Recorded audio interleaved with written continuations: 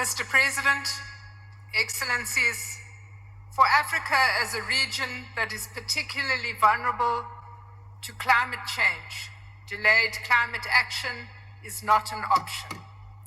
We are facing the full impacts of the climate emergency even as we struggle to overcome the devastating socio-economic impacts of the COVID-19 pandemic that has exacerbated Africa's special needs and circumstances. Our sustainable development efforts have been set back, and our message to the international community is clear. We need your support now, more than ever, to achieve our climate objectives in the context of a just transition. South Africa is making progress on our climate goals.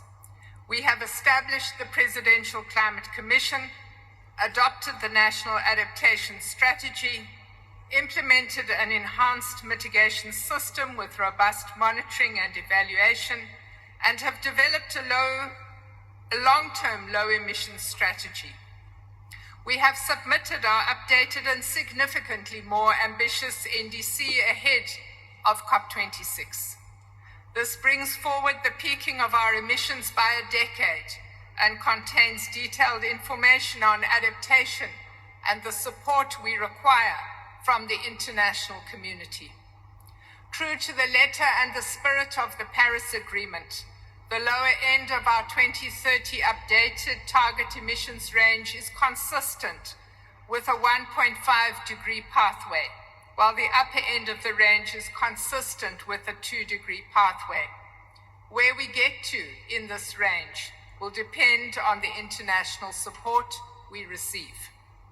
Our country is developing detailed plans to enable a just transition to a low-carbon economy and climate-resilient society. These plans will locate support for affected workers and communities, and this will be at the center of all we do. Excellencies, to ensure that we have a balanced outcome at COP26, we need to send a clear signal that all three priorities of the Paris Agreement will be advanced with equal determination. In this regard, we need a 2-year work program on the global goal on adaptation under the CMA. This program must address the financing, economic, and social impacts of climate change on developing countries. To re-establish trust, we need developed countries to honor current obligations to provide finance and technical support. We must also move with speed to activate the post-2025 finance goal, because we on the African continent know that if we are to sustain the notion that COP26 is the ambition COP, we need a clearly defined, ambitious, long-term finance goal. This week, we must conclude Article 6. Environmental integrity and robust accounting need to be at the center.